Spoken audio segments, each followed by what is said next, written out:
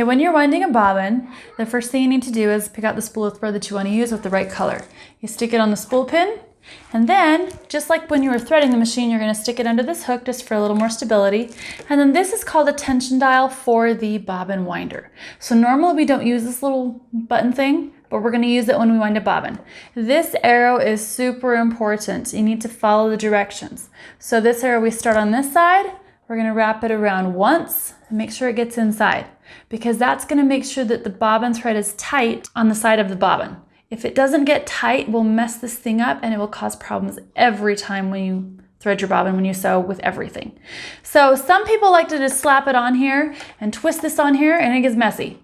I don't like to do that. I like things to be clean and have the least amount of problems as possible. Anytime you have more than one string coming off of a bobbin, that's potential problems. So you only want to ever have one string coming off the bobbin. What I like to do is I like to take the tip of the thread and I like to go from the inside out. See, I'm coming from the middle part out, and then this side is always going to be on top. So I just pop this on here, and then I'm ready to start winding my bobbin. So I pull a string just so I can hang on to it. I'm not going to be pulling it tight. I just want to hold on to it so it doesn't get yanked out of my hands. Okay, so I'm going to hang on to it pretty tightly. Now I'm going to turn on the machine. Okay, and then the next step, once you have everything ready, so you have your thread all lined up with this little tension dial and you have everything ready to go here and you're hanging onto your thread, you're ready to turn this on. So we're gonna wind this until it's wound up enough times that if I cut this string, it's not going to come undone. So right here, if I was to cut this off, it wouldn't come unraveled. So now what we're gonna do is we need to actually trim this little thread right here. So sometimes it breaks off by itself and sometimes we can cut it. Okay, so you can see that we've cut the little string as close as we can to the metal right here.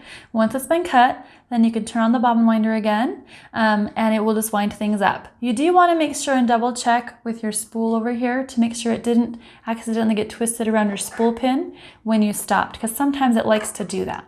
So just double check that before you start it up again. So you just start it and you let it go.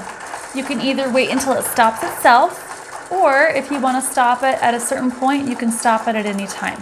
So I'm going to let this go until it stops itself. You can see it's already slowing down. We'll actually push it out when it's done. Okay, see how it stopped itself?